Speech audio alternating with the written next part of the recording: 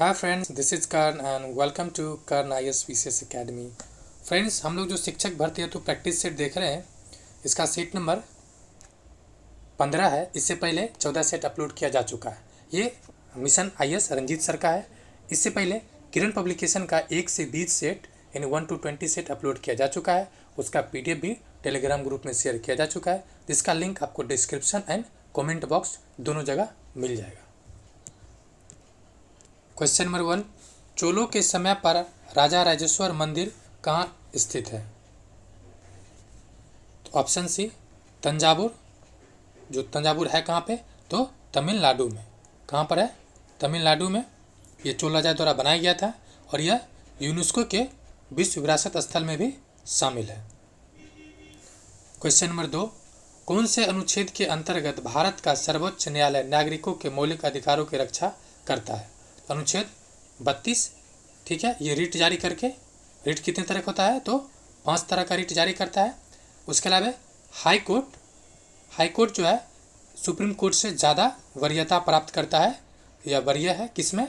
तो रिट के मामले में। जी हाँ, सुप्रीम कोर्ट जो है केवल मूल अधिकार के उल्लंघन की स्थिति में रिट जारी कर सकता है, जबकि हाई कोर्ट है मूल अधिकार के साथ साथ अन्य अधिकार के मामले में भी रिट जारी कर सकता है। और हाई कोर्ट का अधिकार किस अनुच्छेद के अंतर्गत है? तो 226।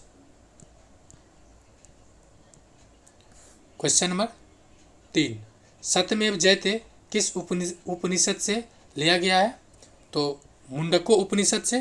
फ्रेंड्स, आपको ध्यान ये रखना है कि ये मुंडको है, कभी कभी आपको मुंडको उपनिषद भी दिख जाएगा, तो इसको ध्यान से पढ़ना है। क्वेश्चन नंबर 4, निम्नलिखित में से कौन संस्कृत भाषा का पहला व्याकरणविद थे? तो पाणिनि थे। Option D.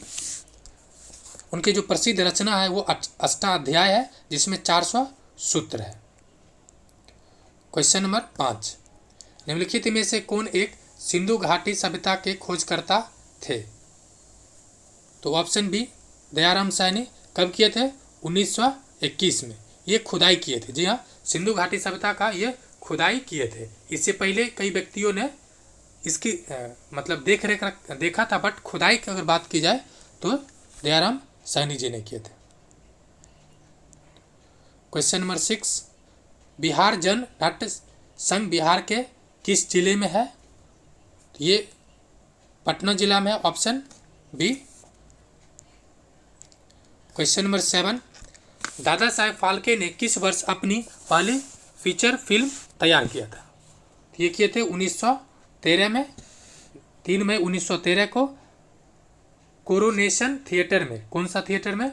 कोरोनेशन थिएटर में। और राजा हरिश्चंद्र नामक अपनी मूक फिल्म जो दर्शक को दिखाया गया था। क्वेश्चन नंबर 8, निम्नलिखित में से नृत्य का शास्त्रीय रूप कौन सा है? तो ऑप्शन ए है मणिपुरी, एक शास्त्रीय नृत्य है, जबकि अन्य जो है वो लोक नृत्य यानी चांग, भांगड़ा या मयूरभंज का छौ, ये सब लोक नृत्य है। क्वेश्चन नंबर 9, 1984 पुस्तक के लेखक कौन है? पुस्तक के लेखक हैं जॉर्ज ऑरवेल। Option C. ये लिखा कब गया, प्रकाशित कब किया गया था? 1949 में। क्वेश्चन नंबर 10, भारत के किस राज्य में सबसे पहले जमींदारी उन्मूलन कानून बनाया गया? ये था बिहार, और उसमें बिहार बंगाल साथ ही था, तो सबसे पहले बिहार बंगाल। और एक क्वेश्चन पूछा था CDPO में, नहीं 68 BPSC में, कि जो जमींदारी प्रथा था वो किस पार्ट में स्टार्ट हुआ था? तो पूर्वी बंगाल ऑप्शन दे रखा था। क्वेश्चन नंबर 11, बिहार में पहली बार राष्ट्रपति शासन कब लगाया गया था? तो 29 जून 1968 को। ठीक है, उस समय बिहार के राज्यपाल कौन थे? तो कानूनगो थे, या ऐसे तो कानूनगो ही रहता है, बाकी अगर पूरा नाम रहे तो नित्यानंद कानूनगो थे। ठीक है, बिहार में बात की जाए तो यह राष्ट्रपति शासन 8 महीना तक चला और 26 जनवरी 1969 को समाप्त हो गया। और मुख्यमंत्री कौन थे? Bhola Paswan Shastri. Question number 12, black hole episode किस युद्ध के पहले की घटना है? तो ये जो घटना है प्लासी युद्ध के पहले की घटना है। ठीक है, तो प्लासी युद्ध हुआ कब था? तो 15 जून 1756 को सिराजुद्दौला ने मतलब ये जो घटना हुआ था कब, तो 15 जून 1756 को सिराजुद्दौला ने विलियम फोर्ट को घेर लिया और 21 जून को 20 जून को 146 नागरिकों को बंदी बना दिया गया एक कमरे में। और ऐसा कहा जाता है उसमें केवल 23 आदमी जीवित बचे, सभी का दम घुटने से मृत्यु हो गया था। लेकिन फ्रेंड्स एक बात कहना चाहता हूँ, ये इसकी कोई पुख्ता प्रमाणित नहीं है, बस एक तरह से ये अफवाह था, ठीक है। और प्लासी युद्ध कब हुआ है, तो 23 जून 1757 यानी 1757। लेकिन ये घटना अफवाह है, इसकी कोई प्रमाणिकता नहीं है। क्वेश्चन नंबर 13, बिहार कितने देशांतर तक स्थित है? ये है 83 डिग्री 19 मिनट 50 से 88 डिग्री 17 मिनट 40 सेकेंड, ठीक है। अब देखिए इसको मैंने कैसे याद रखा था, 83 19 50 से 88 17 40, 83 19 50 88 17 40 और पूर्वी देशांतर, चूँकि भारत पूरी तरह से पूर्वी देशांतर का पार्ट है। क्वेश्चन नंबर 14, निम्नलिखित में से कौन से युद्ध ने अवध के नवाब को ईस्ट इंडिया कंपनी पर आश्रित बना दिया? तो कौन सा युद्ध था वो, तो बक्सर का युद्ध कब हुआ था, 1764 में, ठीक है। इसमें होता क्या है, बंगाल जो संयुक्त सेना था, बंगाल नवाब और जो शुजा-उद-दौला था, शाह आलम द्वितीय, इस सब को हरा देता है। इससे रिलेटेड संधि हुआ था, तो 1765 में एक संधि हुआ जिसके माध्यम से क्या हुआ, संधि में कौन कौन शामिल था, पहली बात तो रॉबर्ट क्लाइव जो अंग्रेज की तरफ से था, दूसरा था शाह आलम द्वितीय शुजा-उद-दौला के बीच संधि होता है, ठीक है। ये संधि किसके नाम से फेमस रहता है, तो इलाहाबाद के संधि। क्वेश्चन नंबर 15, निम्नलिखित में से कौन INA से संबद्ध नहीं था? जो नहीं था वो RC दत्त नहीं था, बाकी ढिल्लो था, शाहनवाज खां था और जनरल मोहन सिंह था। 16, निम्नलिखित में से कौन से एक क्रांतिकारी थे जो बाद में एक योगी और दार्शनिक बन गया? तो ये थे अरविंदो घोष जी थे जो बाद में क्रांतिकारी बन गए और उन्होंने राष्ट्रीय शिक्षा नीति को विकास किया था तथा वंदे मातरम पत्र का संपादन भी किया था। क्वेश्चन नंबर 17, क्रिप्स मिशन जिसे ब्रिटिश सरकार के द्वारा कांग्रेस के नेताओं के बात करने और भारतीय समस्याओं के अंतिम समाधान हेतु प्रस्ताव प्रस्तुत करने हेतु भेजा गया था, भारत में कब आया? इन क्रिप्स मिशन भारत में कब आया? तो 42 में आता है, मार्च 42 में, कितनी तारीख को? तो 23 मार्च को आता है क्रिप्स मिशन, ठीक है। महात्मा गांधी ने क्रिप्स मिशन को दिवालिया होने वाले बैंक का उत्तर दिनांकित चेक कहा, यानी जो पोस्ट डेटेड चेक की जो कहा गया है, किसके बारे में ये? तो क्रिप्स मिशन बारे में और गांधी जी का ये कथन है। क्वेश्चन नंबर 18, टीपू सुल्तान की मृत्यु 1799 ईस्वी में कौन से युद्ध में हुआ था? तो श्रीरंगपट्टनम की युद्ध हुआ था और ये अंग्ल मैसूर का चौथा युद्ध था, ठीक है। चतुर्थ युद्ध में इसकी मृत्यु हो जाती है। 4 मई 1799 को अपनी राजधानी श्रीरंगपट्टनम में अपनी उसकी रक्षा करते हुए टीपू सुल्तान वीरगति को प्राप्त हो जाता है। टोटल कितना युद्ध हुआ? 40 नहीं 4, टोटल 4 युद्ध हुआ 40 साल के अंतर्गत, यानी जो टीपू सुल्तान का शासन किया मतलब पुत्र और पिता मिला के टोटल 40 साल, और उस 40 साल में 4 युद्ध लड़ा। क्वेश्चन नंबर 19, बिहार में जनसंख्या की दृष्टि से निम्न जिला में सबसे बड़ा जनसंख्या का सबसे बड़ा जिला कौन सा है? तो ऑप्शन सी पटना, जी हाँ, सबसे बड़ा जिला कौन सा है? तो पटना। क्वेश्चन नंबर 20, द्वितीय आंग्ल मैसूर युद्ध किस संधि के तहत समाप्त हुआ? तो जो हुआ था दूसरा मंगलुरु संधि, यानी ऑप्शन बी कब हुआ था? 1784 के तहत, ठीक है। यह संधि किसके किसके बीच हुआ था? तो अंग्रेज सेनापति आयरकुट तथा टीपू के बीच हुआ था। किसके बीच? आयरकुट और टीपू के बीच। वैसे 3 संधियाँ हुआ है, ठीक है। चौथा संधि में तो उसकी हत्या हो जाती है, लेकिन 3 संधियाँ हुई है। क्वेश्चन नंबर 21, निम्नलिखित में से कौन हिंद महासागर तटीय क्षेत्रीय सहयोग संघ यानी IORA का सदस्य नहीं है?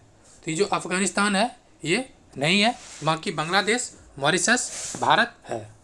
कितने सदस्य इसमें है टोटल? तो 21।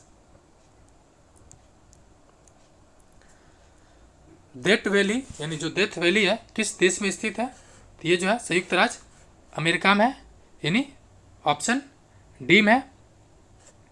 और वहाँ का सबसे गर्म और सबसे नीचा स्थान की बात की जाए तो अमेरिका का सबसे गर्म और सबसे नीचा स्थान भी है।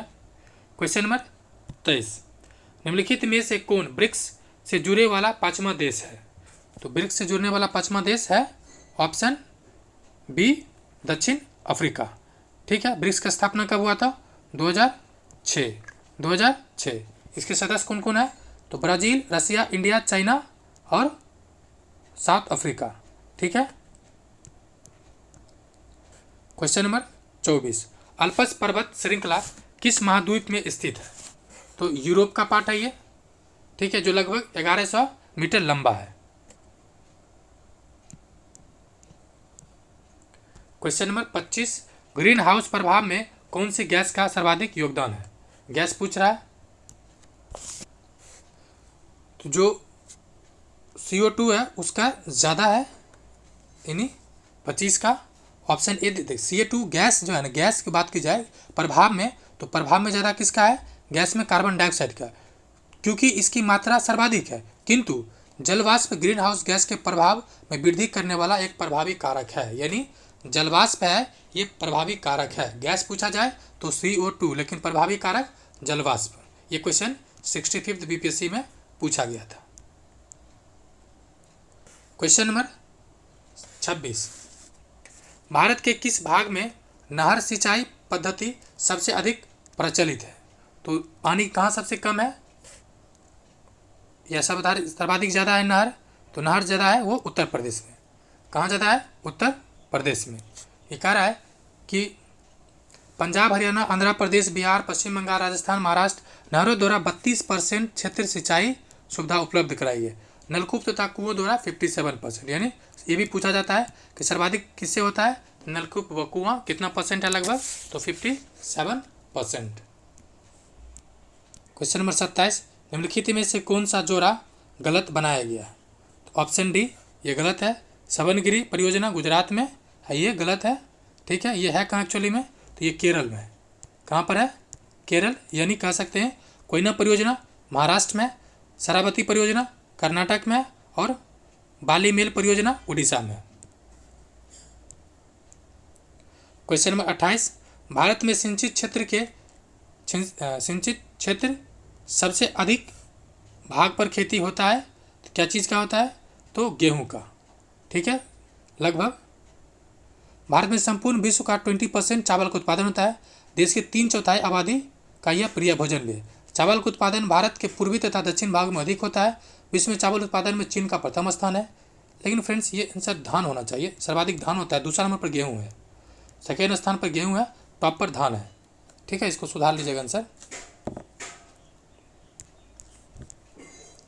एक चीज़ और इसमें इंपॉर्टेंट है जो आप देख सकते हैं कि चावल और कपास ये पूरे दुनिया को भारत का उपहार है। किसका उपहार है? तो भारत का। जी हाँ, भारत ने पूरी दुनिया को चावल दिया और कपास। क्वेश्चन नंबर 29, भारत में पीत क्रांति का संबंध है?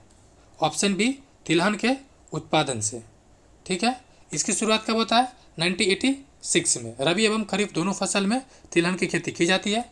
रबी फसल प्रमुख फसल की बात की जाए, ठीक है, रबी का ये प्रमुख फसल है सरसों, लेकिन जबकि मूंगफली खरीफ की प्रमुख फसल है, ये भी पूछा जाता है। क्वेश्चन नंबर 30, निम्नलिखित में से कौन सी खरीफ फसल की प्रमुख फसल नहीं है? खरीफ कब होता है? तो बारिश का होता है। बारिश किससे होता है? खरा खरा, यानी बरसात के मौसम में। तो दो चीज़ भी आपको फोकस करना है, गेहूं और चावल। चावल होगा बरसात में तो गेहूं क्या होगा? नहीं हो जाएगा। तो ऑप्शन बी। क्वेश्चन नंबर 31, निम्न राज्य में से किस राज्य में सबसे ज़्यादा चाय के बागान हैं? तो ये कहाँ पर है? असम में मैक्सिमम है। राज्य में 216 हेक्टेयर भूमि पर चाय का उत्पादन होता है। चाय एक पत्ती होता है जिसके लिए पहाड़ी क्षेत्र होना अनिवार्य है ताकि पानी ना लगे। क्वेश्चन नंबर 32, निम्नलिखित में से कौन सा ऊर्जा का गैर परंपरागत स्रोत नहीं है? तो ये जो प्राकृतिक ऊर्जा है वो नहीं है। गैर परंपरागत ऊर्जा दैट मीन्स सौर ऊर्जा, पवन ऊर्जा, भूताप, हाँ ये फ्रेंड्स आपको मार्क कर लेना है, भूतापीय, ठीक है, ये भी आपको मार्क कर लेना। भूतापीय ऊर्जा भी क्या है, तो गैर परंपरागत ऊर्जा स्रोत है, ठीक ना। ये चूँकि आपको कंफ्यूज हो सकते हैं। उसके अलावा बायोगैस, जी हाँ बायोगैस भी, ये 3 एग्जाम्पल याद कर लीजिए। ज्वारीय ऊर्जा तो दिख जाएगा भूत, ये गैर परंपरागत है, लेकिन आपको ध्यान रखना कौन कौन, तो रखना भूतापीय और बायोगैस। क्वेश्चन नंबर 33, ऊर्जा का हुआ कौन सा स्रोत है जो सबसे कम भूमंडलीय तापन बढ़ाता है। ये है भूतापीय ऊर्जा। ये कौन सा ऊर्जा हुआ, तो नवीकरणीय ऊर्जा हो गया, ठीक है। क्वेश्चन नंबर 34, नीलगिरी पहाड़ियों में पेड़ की सामान्य जाति है, तो ये यूकेलिप्टस पेड़ है नीलगिरी पहाड़ियों में, ठीक है, जो बहुतायत में पाया जाता है। भूमि से अत्यधिक जल को अवशोषित करने के कारण इसे आतंकवादी वृक्ष भी कहा जाता है। मतलब यूकेलिप्टस को, जो यूकेलिप्टस है उसको आतंकवादी वृक्ष, आखिर टेररिस्ट क्यों कहा जाता है, कारण है कि ये इतना ज़्यादा पानी उपयोग करता है कि पानी के आसपास किल्लत हो जाती है। ये सर्वाधिक मिलेगा कहाँ पे, ऑस्ट्रेलिया में। कहाँ पे मिलेगा, ऑस्ट्रेलिया में। नीलगिरी पहाड़ी कितने राज्य में है, 3 राज्य, ये माने साउथ इंडिया है, तो तमिलनाडु, केरल, नहीं नीचे केरल, ऊपर कर्नाटक, ये तीनों क्षेत्र का बाउंड्री है। नेक्स्ट क्वेश्चन नंबर 35, भारत के निम्नलिखित क्षेत्रों में से कौन सा चीर के वनों से संबद्ध है, तो ये है ऑप्शन डी, उत्तराखंड। चीर के जो वन है वो शिवालिक, ठीक है, जो शिवालिक की ढलान पर है, नहीं शिवालिक बोले तो 700 से 1500 मीटर की ऊंचाई के आसपास ये मिलता है। पश्चिमी क्षेत्र में कश्मीर से लेकर पूर्व में भूटान तक इसका विस्तार है। ये हुआ question number 35। Question number 36, Bharat में कब से रुपया चालू खाते पर पूर्ण रूप से परिवर्तनीय हो गया है। ये 1994 से ये क्वेश्चन भी पूछा था CDPO, ये क्वेश्चन CDPO में पूछा गया था। क्वेश्चन नंबर 37, फर्मों द्वारा बाहरी अन्य फर्मों या लोगों को उनकी वस्तुओं और सेवाओं के उपयोग के लिए किया जाने वाला भुगतान डैश कहलाता है। ये कहलाता है बहिर्निहित लागत, बहिर्निहित लागत। क्वेश्चन नंबर 38, किस कर को संघ द्वारा लगाया जाता है लेकिन उसका उगाहन राज्य सरकार द्वारा किया जाता है, तो ऑप्शन बी है स्टंप शुल्क। नेक्स्ट क्वेश्चन नंबर 39, मुद्रास्फीति आती है जब समग्र आपूर्ति समग्र मांग से कम हो जाता है। जी हाँ, जितना डिमांड है, ठीक है, उतना सप्लाई नहीं हुआ, सिंपल सी बात है, रुपया का वैल्यू घट जाएगा। नहीं समझे, नहीं, देखिए मान लेते 10 रुपया में आज आप एक कलम खरीद रहे हैं, ठीक है, और कल क्या हुआ कि कल कलम आया ही नहीं, कलम एक ही बचा हुआ है और आपके पास 20 रुपया है, एक आदमी के पास 15 रुपया है, तो आप एनी हाउ कहिएगा कि हम इस पेन को लेने के लिए हम 20 रुपया पेमेंट करने को तैयार है। जिसके पास 15 रुपया है वो तो खरीद नहीं पाएगा, और जिसके 10 रुपया वो तो सोचेगा भी नहीं। क्वेश्चन नंबर 40, बैंक में लोकपाल की क्या भूमिका होती है, तो ग्राहकों की शिकायतों का तेजी से निवारण एवं गुणवत्ता उपलब्ध कराना, ऑप्शन ए। क्वेश्चन नंबर 40, गठबंधन सरकार के बारे में निम्न में से कौन सा कथन सत्य है, तो यह है कि शक्तियों का 2 या 2 से अधिक राजनीतिक दलों के बीच सदा किया जाता है। जी हाँ, गठबंधन का मतलब होता है कम से कम 2 दल। क्वेश्चन नंबर 42, किस प्रकार की सरकार निःशुल्क एवं निष्पक्ष चुनाव द्वारा चुनी जाती है तथा वहां वर्तमान सरकार को अपना शासन खोने को प्रबल संभावना रहती है, तो ये होता है लोकतांत्रिक सरकार के द्वारा। क्वेश्चन नंबर 43, भारत में प्रत्यक्ष लोकतंत्र का क्या उदाहरण है, तो प्रत्यक्ष लोकतंत्र है तो ग्राम सभा प्रत्यक्ष लोकतंत्र का उदाहरण है। क्षेत्र है तो ग्राम सभा, वहाँ के जिला पंचायत आप जान ही रहे हैं कि चुनाव होता है, वोट नॉर्मल ये जीता हुआ कैंडिडेट द्वारा, नगर पंचायत या नगर क्षेत्र। ऐसे जो प्रत्यक्ष चुनाव का ना 3-4 क्राइटेरिया होता है, ठीक है। जैसे पहला क्राइटेरिया आपको याद रखना है कि जो प्रधान होता है उसका चुनाव जनता के द्वारा सीधा होता है। तो क्या भारत में जो प्रधान है अर्थात राष्ट्रपति का चुनाव जनता द्वारा सीधा होता है क्या, ये आपको कमेंट करके बताना है। लोकतांत्रिक संस्थाओं के विकास में निम्न में से क्या आवश्यक है? तो आवश्यक क्या है? आवश्यक है व्यक्तिगत अधिकारों की सम्मान। जी हाँ, ऐसे भी जो मौलिक अधिकार है, मूल अधिकार है, वो राज्य के विरुद्ध है, मतलब राज्य को निरंकुश होने से रोकता है। फ्रेंड्स, अगर इतना देर वीडियो देख रहे हैं तो चैनल को सब्सक्राइब भी कर लें और साथ ही साथ वीडियो को भी लाइक कर दें। क्वेश्चन नंबर 45, किस वर्ष तक भारत में एक पार्टी का प्रभुत्व था? यानी स्टार्टिंग से कब तक था? तो 1977 तक एक पार्टी का ही प्रभुत्व रहा भारत में। हालांकि 1956 में ही, ठीक है, 1956 में ही क्या हुआ कि इसकी टूटना शुरू होता है और 1967 में इसके प्रभुत्व को धक्का लगता है। लेकिन पहली बार जो समाप्त होता है वो जनता पार्टी की सरकार के द्वारा 1977 के पास। क्वेश्चन नंबर 46, भारत और पाकिस्तान के बीच शिमला संधि पर हस्ताक्षर किए जाने का वर्ष है? तो 1972 में होता है शिमला समझौता, जो कि 2 जुलाई 1972 को होता है, जिसमें से इंदिरा गांधी रहती है भारत की ओर से और पाकिस्तान के प्रधानमंत्री जुल्फिकार अली भुट्टो रहता है। ठीक है, ये मेनली क्या होता है, तो भारत पाकिस्तान को जो युद्ध होता है, यानी किसको लेके, तो बांग्लादेश को लेके वो वाला युद्ध है। क्वेश्चन नंबर 47, मंडल आयोग रिपोर्ट किससे संबंधित था? तो अन्य पिछड़ा वर्ग से। कब आया था? तो मंडल आयोग का गठन किसने किया था? जनता पार्टी ने। कब? 1979 में। और प्रधानमंत्री कौन था?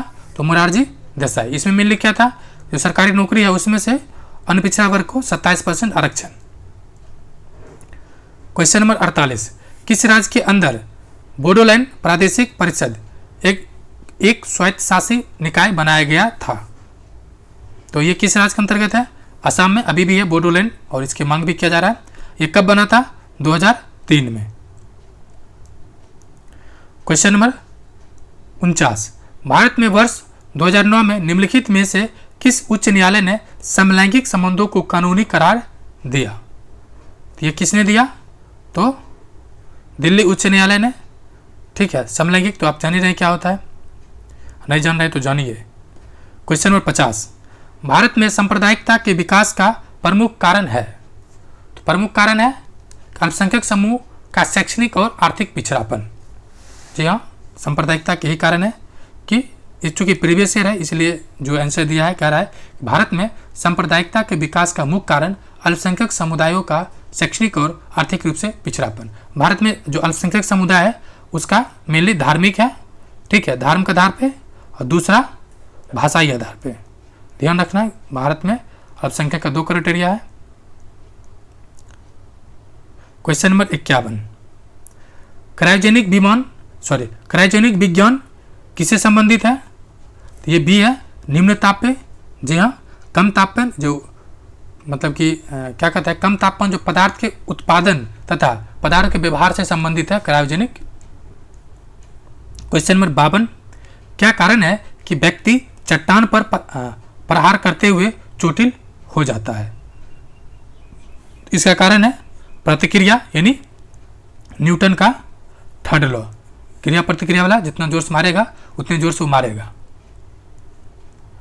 क्वेश्चन नंबर 53, निम्नलिखित में से सूर्य के प्रकाश का कौन सा भाग सौर कुकर को गर्म करता है? आता है तो यूवी रेज, मतलब पराबैंगनी किरणें। मेनली ये कहना चाह रहा है कि कौन सा प्रकाश लाइट आता है सन का यहाँ पे, तो मेनली पराबैंगनी किरणें ही आता है।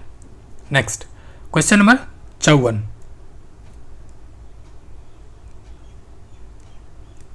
सॉरी फ्रेंड्स, ये जो पराबैंगनी ये तो आता ही नहीं है, इसको तो ओजोन लेयर है वो एब्जॉर्ब कर लेता है। आता है अवरक्त किरण, ऑप्शन सी।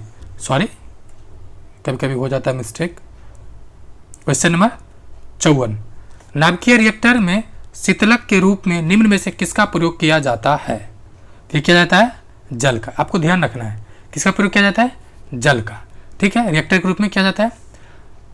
अब क्या है कि नाभिकीय रिएक्टर में जल को शीतलक के रूप में प्रयोग किया जाता है, और कभी कभी आपको दिख रहा होगा ग्रेफाइट है या यूरेनियम है, बोरोन है, ये सब ग्रेफाइट भी किया जाता है कूलेंट के तौर पे। नेक्स्ट क्वेश्चन नंबर 55, लोहे पर जंग लगने के लिए निम्न में से कौन उत्तरदायी है? तो उत्तरदायी है ऑक्सीजन तथा जल वाष्प। जी हाँ, कौन उत्तरदायी है? Option D. क्वेश्चन नंबर 56, निम्न में से कौन सी धातु को यशद लेपन प्रक्रिया में प्रयोग में लाया जाता है? यशद लेपन प्रक्रिया में प्रयोग में लाया जाता है, इसको लाया जाता है जिंक।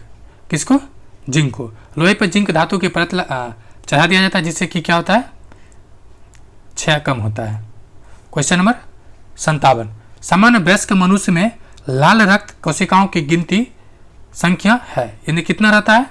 तो ऑप्शन सी 4.5 मिलियन। ठीक है, इसे लाख में होगा, यानी 45 लाख कह सकते हैं। 45 लाख नहीं, ये मिलियन मतलब होता है 10 लाख, इसको हटा दीजिए, 4.5 लाख ही होता है, इसको लाख में ही देखिए, मिलियन में ना देखें। क्वेश्चन नंबर 58, मानव रक्त का पीएच होता है तो 7.4 होता है। कभी कभी आपको ऑप्शन में दिखेगा 7.20 से 7.4, तो एक ऐसा यूपी पीसीएस में पूछा गया था, तो आपको ऐसा नहीं कि 7.4 ही खोजना है, अगर पॉइंट में भी इस तरह से दे दे तो आपको ध्यान रखना है। ठीक है, क्वेश्चन नंबर 59, पीयूष ग्रंथि शरीर में कहाँ अवस्थित होती है? तो ये होता है मस्तिष्क के नीचे। ये वाला जो मान लीजिए खोपड़ी है, किसका है? टेढ़ हो गया खोपड़ी, सीधा कर लेते हैं। ये खोपड़ी है, ठीक है, ये दोनों बराबर आँख है और ये उससे बड़ा थोड़ा नाक है। ये जो पार्ट है ना, यहाँ पे होता है, जहाँ पे टीका लगाते हैं वो है पीयूष ग्रंथि। ये मान लीजिए मोछ है, और ये मान लीजिए छोटिया है, छोटिया को मोछ आ गया है, तो टेंशन नहीं लेना है। आप लोगों में से अगर कोई छोटिया है तो दिल पे लेने की जरूरत नहीं है। जीवित शरीर, क्वेश्चन नंबर 60 है, जीवित शरीर के भीतर कोशिका और ऊतक की मृत्यु को कहते हैं, तो कहते हैं नेक्रोसिस। क्या कहते हैं? नेक्रोसिस। यह कोशिका की अति प्रतीक्षित मृत्यु है। ठीक है, अति प्रतीक्षित मृत्यु है। यह चोट, संक्रमण या रक्त की आपूर्ति के विफलता के कारण होता है, यानी आपको चोट लगता है, उससे जो सेल डैमेज होता है उसको कहते हैं नेक्रोसिस। नेक्रोसिस। क्वेश्चन नंबर 61 कह रहा है, ये उषा मेहता जो भारतीय स्वतंत्रता सेनानी था वो किससे संबंधित थी? तो उनका संबंध था भारत छोड़ो आंदोलन से। यानी उषा मेहता है, ये किससे संबंधित थी? तो भारत छोड़ो आंदोलन के दौरान गुप्त रेडियो संचालन में भूमिका निभाती थी। जी हाँ, ये रेडियो के माध्यम से प्रचार प्रसार करती थी गुप्त तौर पे। और भारत छोड़ो आंदोलन का एक और संबंध है, पूछा जाता है, किससे संबंधित थी? आजाद दास्ता। आजाद दास्ता। क्वेश्चन नंबर 62 है, 1932 में महात्मा गांधी ने मरणोपर्यंत उपवास प्रधानता इसलिए किया कि, क्वेश्चन ऑप्शन सी होगा, जो रेमजे मैकडोनाल्ड ने सांप्रदायिक अधिनियम यानी कॉमनवेल्थ अवार्ड्स की घोषणा किया था। ठीक है, इसकी वजह से गांधी जी अमृत अनशन पर चले गए। और ठीक है, ये आरंभ कब हुआ था? 20 सितंबर 1932 को।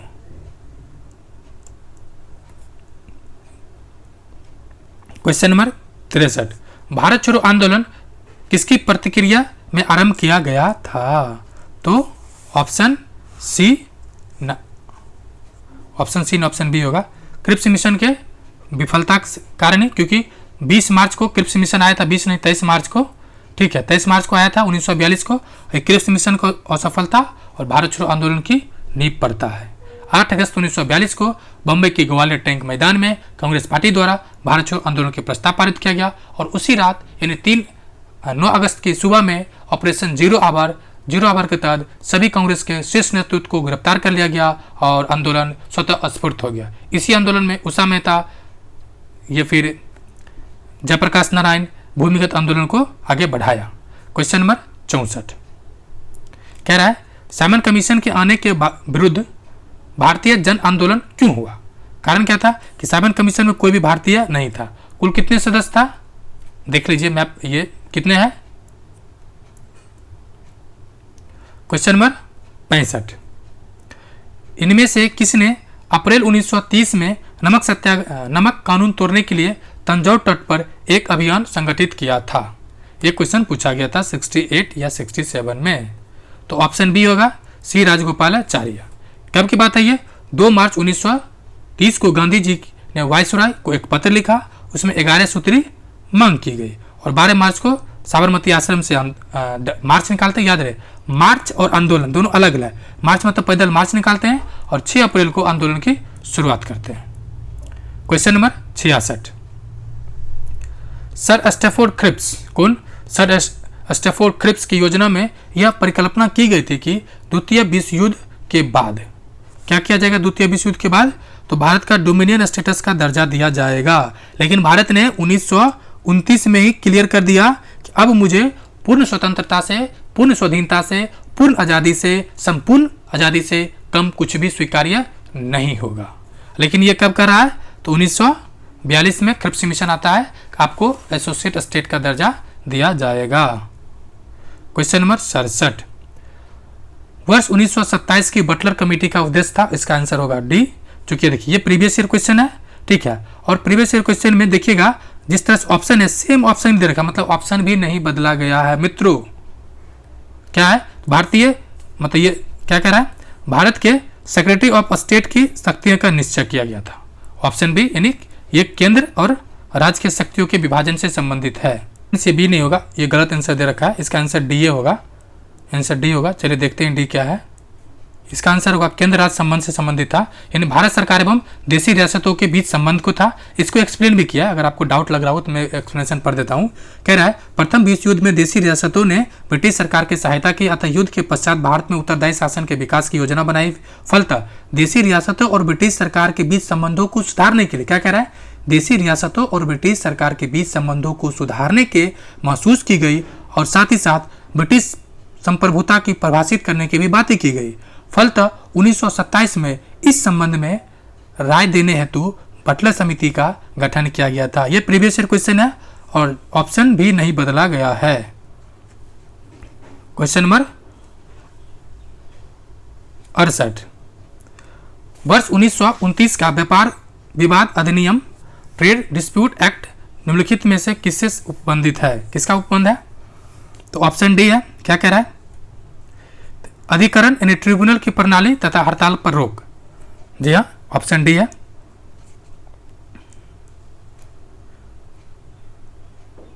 क्वेश्चन नंबर 69, पाकिस्तान का अलग राज्य आंदोलन का नेतृत्व किसने किया? तो नेतृत्व किया मोहम्मद अली जिन्ना। जिन्ना कट्टर भारतीय समर्थक था, लेकिन जब इसको एक बार कांग्रेस से मुंह भंग हो जाता है तो आज़ादी, मतलब भारत के विभाजन के बाद ही ये मानता है।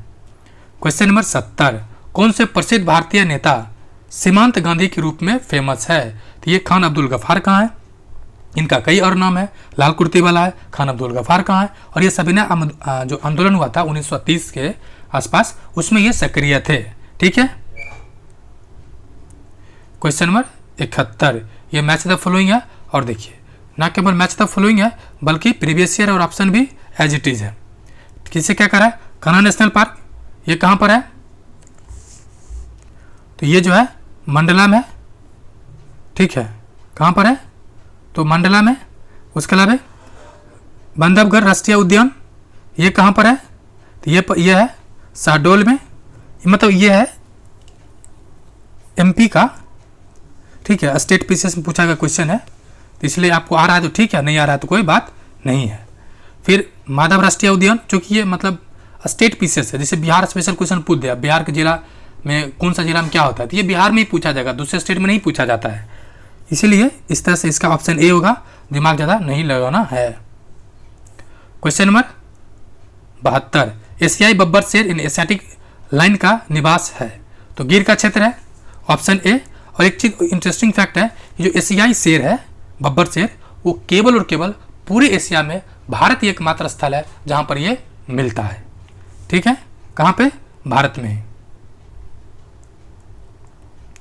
क्वेश्चन नंबर 73, मगर तथा घड़ियाल का संरक्षण कहाँ किया जाता है? तो इसका संरक्षण जो है वो चंबल एवं सोन नदी में किया जाता है। क्वेश्चन नंबर 74, आदिम जनजाति कोकू मध्य प्रदेश के किन जिलों में मुख्यतः पाई जाती है? पाई जाती नहीं बल्कि निवास करती है, पाई जाना ठीक नहीं है। निवास करती है कहाँ पे? तो दक्षिण के जिले में, ठीक है। कोकू जनजाति कोरवा जनजाति के समक्ष है, ठीक है, कोरवा। तो ये सब ध्यान रखना है। क्वेश्चन नंबर 75, पराध्वनिक जेट के उड़ान के कारण क्या उत्पन्न होता है? तो ये होता है हवा में प्रदूषण।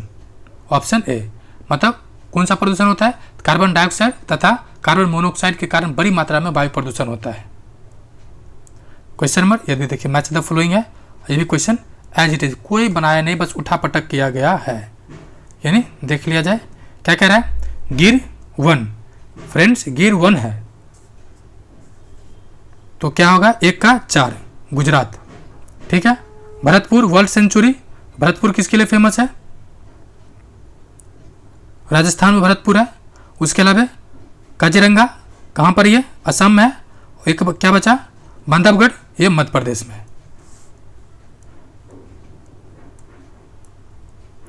क्वेश्चन नंबर 77, कान्हा किस लिए प्रसिद्ध है? ऑप्शन ए राष्ट्रीय उद्यान है, कान्हा राष्ट्रीय उद्यान है, कान्हा नेशनल पार्क है, ठीक है। और इसको 1974 में प्रोजेक्ट टाइगर के तहत शामिल किया गया था। क्वेश्चन नंबर 78, बेतला पार्क कहाँ स्थित है? तो ये बेतला जो है नहीं, तत्कालीन बिहार में था, अभी जो है वो ये झारखंड में आ गया है, ठीक है। तो आपको देखना है कि ये झारखंड का पार्ट है। पलामू जिले में तत्कालीन बिहार में था, लेकिन अभी किसका पार्ट है? ये झारखंड का पार्ट है। क्वेश्चन नंबर 79 यानी 79, पर्यावरण अध्ययन का उद्देश्य डैश का विकसित या विकास करना है। तो क्या विकास करना है? तो स्थानीय पर्यावरण के मुद्दों को समझना, ठीक है। वैश्विक पर्यावरण या पर्यावरण के मुद्दों को समझना, जी हाँ। पर्यावरण के प्रति सकारात्मक दृष्टिकोण को विकसित करना, नहीं उपरोक्त सभी। फ्रेंड्स ईवीएस का, जी हाँ, ईवीएस क्लास 6 to 12, उसके अलावा क्लास 4 to 5 का प्लेलिस्ट बना हुआ है, आप जाके देख सकते हैं। कंप्लीट ईवीएस कराया गया, ठीक है। 6 to 12 एनसीईआरटी कवर किया गया और 4 to 5 क्या है? तो 4 to 5 में आपको मिल जाएगा SCERT। इसके अलावा SCERT का ज्योग्राफी पढ़ाया गया, हिस्ट्री भी स्टार्ट किया जाएगा। क्वेश्चन नंबर 80, विश्व वन्यजीव सप्ताह कब मनाया जाता है? ऑप्शन बी सितंबर का अंतिम सप्ताह, ऑप्शन बी नहीं सॉरी ऑप्शन सी है, ऑप्शन सी है अक्टूबर के पहला सप्ताह, अक्टूबर के पहला सप्ताह। क्वेश्चन नंबर 83, निम्नलिखित में से कौन सा अनुक्रम छोटे आकार से लेकर बड़े आकार के कणों को, जो कण के मृदा कण के क्रम का सही प्रतिनिधित्व करता है? तो कौन सा है? तो पहला होता है मिट्टी आया, फिर गाद, फिर बालू, फिर बजरी। ऑप्शन देखिए फ्रेंड्स, सब ऑप्शन ए ही दे रखा है, थोड़ा इसको देख लिया जाए। मिट्टी की बनावट मिट्टी के सापेक्ष कण के आकार की संरचना को संदर्भित करता है। मिट्टी के नए नमूने से क्या बनता है? आकार के कण मौजूद होते हैं। सबसे पहले आकार की बात की जाए तो मिट्टी है, फिर गाद है, इस तरह से मिट्टी फिर गाद, ठीक है। इन्हें इसको स्मरण दिन लगा लीजिए, मिट्टी, गाद, बालू और बजरी, यानी ऑप्शन डी होगा, चूंकि ए दे रखा है। डैश प्रदूषण की डिग्री या तीव्रता को कम कर रहा है या समाप्त कर रहा है? कौन कर रहा है? तो ऑप्शन डी उपासम। उपासम प्रदूषण की डिग्री या तीव्रता को कम या समाप्त करता है। प्राकृतिक संसाधन की बहाली, सुधार या अच्छा होना प्रदूषण की डिग्री या तीव्रता, तो जो तीव्रता है इंटेंसिटी है उसको कम करने के तरीके हैं। क्वेश्चन नंबर 83, निम्नलिखित में से कौन सा विकल्प जोरा का सही, मतलब जोरा का समूह है, यानी कौन सा सही होगा? तो देखिए गाजर, चुकंदर, मूली, ये क्या है? कह रहा है कि मूलतः पौधे का वह भाग जो मिट्टी के नीचे छिपा होता है वह मूल कहलाता है। मूल पूछ रहा है कौन है? जो मिट्टी के अंदर है, इसमें तीनों जो अंदर ही पाया जाता है, ठीक है। मतलब मूल पूछ रहा है, यहाँ से थोड़ा क्वेश्चन सुधार करना पड़ेगा। कौन सा मूल जोड़ों का समूह है, ठीक है। क्वेश्चन यहाँ थोड़ा सा रेटिफाई कर लीजिए। क्वेश्चन नंबर 84, निम्नलिखित में से किस वर्ष में भारत में क्षेत्रीय कार्यों और अंतर्राष्ट्रीय सहयोग के माध्यम से सभी आर्द्रभूमि के संरक्षण और बुद्धिमान उपयोग को बढ़ावा देने के लिए रामसर सम्मेलन हुआ? यानी ये कहना चाह रहा है कि भारत रामसर सम्मेलन में कब पार्टिसिपेट किया? तो ये पार्टिसिपेट किया है 1982 में। भारत में क्षेत्रीय कार्यों और अंतर्राष्ट्रीय सहयोग के माध्यम से सभी अग्रभूमि के संरक्षण और कृत्रिम बुद्धिमत्ता को बढ़ावा देने के लिए रामसर सम्मेलन हुआ। जी हाँ, ये हुआ 1982 और ऑप्शन दे रखा बी, जो कि गलत है। वैसे रामसर सम्मेलन कब हुआ था? 1971। रामसर है कहाँ पे? ईरान का शहर है। क्वेश्चन नंबर 85, भारत में आवासीय क्षेत्रों के लिए निर्धारित दिन का शोर मानक है तो कितना रहता है?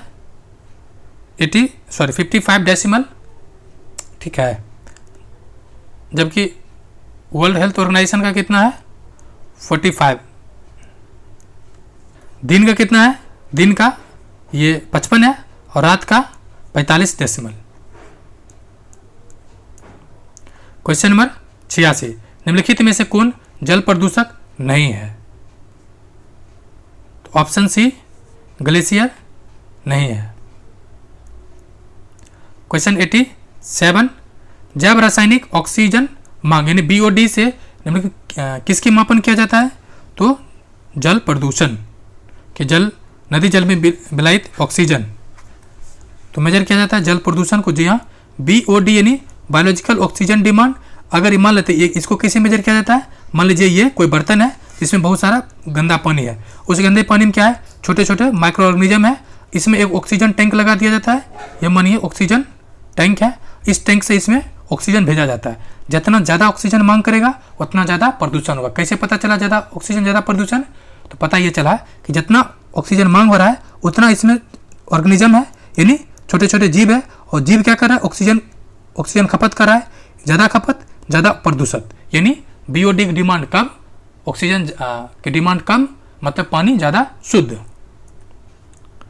क्वेश्चन नंबर 88, श्वसन तंत्र से संबंधित विभिन्न रोग किस प्रकार के प्रदूषण के कारण होता है? तो ये कारण क्या होता है? ऑप्शन डी, जल प्रदूषण। क्वेश्चन नंबर 89 कह रहा है जीवों के पर्यावास यानी हैबिटाट के संदर्भ में निम्नलिखित कथनों पर विचार कीजिए और निम्नलिखित कथनों में से कौन सा कथन सत्य है? तो सत्य है ऑप्शन डी। चलिए देखते हैं क्या है। तो कथन सत्य है, कह रहा है ऑप्शन ए, पर्यावास वो भौतिक पर्यावरण है जिसमें कोई जीव रह सकता है। ये भी सही कथन है। विभिन्न प्रजातियों एक ही पर्यावास में रह सकता है। जी हाँ, ये भी सही है। संपूर्ण जैविक समुदाय द्वारा अध्ययशासित क्षेत्र पर्यावरण को इंगित करता है, यानी ये भी सही, यानी उपरोक्त सभी सही है। क्वेश्चन नंबर 90 और आखिर क्वेश्चन है। फ्रेंड्स, अगर आपने अभी तक चैनल को सब्सक्राइब नहीं किया, अगर PDF प्राप्त नहीं किया तो टेलीग्राम ग्रुप में जाकर PDF प्राप्त कर लीजिए। चैनल को सब्सक्राइब कीजिए, वीडियो को लाइक कीजिए एंड शेयर कीजिए। क्वेश्चन नंबर आखिर क्या कह रहा है? वायुमंडल की एक परत क्षोभ मंडल के संदर्भ में निम्नलिखित कथनों में से कौन सा कथन सही नहीं है? तो कह रहा है इसका विस्तार 80 किलोमीटर की ऊंचाई तक है। दूसरा कह रहा है इस मंडल में ऊंचाई के साथ तापमान में कमी आता है। यह तो सही है। इसकी ऊपरी सीमा को मध्य सीमा कहते हैं। उसके बाद कह रहा है अधिकांश वायु इसी मंडल से होकर गुजरते हैं। वायुयान इसी मंडल से होकर गुजरते हैं। ये तो गलत है ही। इसको थोड़ा सा डिटेल में देख लीजिए। आखिर क्वेश्चन है क्षोभ मंडल, समताप मंडल, मध्य मंडल, आयन मंडल, बहिर्मंडल। अब देखिए ये जो 80 किलोमीटर ऊंचाई तक है ना, ये नहीं है, ठीक है, ये भी नहीं है, यानी इसमें कई आंसर गलत है, तो आपको ध्यान देना है। फ्रेंड्स, ये जो क्वेश्चन है ना एक्चुअली क्षोभ मंडल के बारे में नहीं है, ये क्वेश्चन गलत है। इसके क्वेश्चन में दे रखा है एक्सप्लेनेशन में कि मध्य मंडल, कौन सा मंडल? मध्य मंडल के बारे में कौन सा कथन गलत है? तो इसके अनुसार क्या है? इसका विस्तार 80 किलोमीटर तक है, ये सही है। इसमें उच्च तापमान से कमी आता है, ये भी सही है। और इसकी ऊपरी सीमा को मध्य सीमा का, तो ये भी सही नहीं। गलत ये है कौन सा? तो वायुयान इसी मंडल से होकर गुजरता। जी नहीं, वायुयान जो है लगभग 10 किलोमीटर तक, 10 किलोमीटर के आसपास उड़ता है, तो ये क्षोभ मंडल का पार्ट है। वायुयान क्षोभ मंडल का पार्ट है, लेकिन जेटयान समताप मंडल।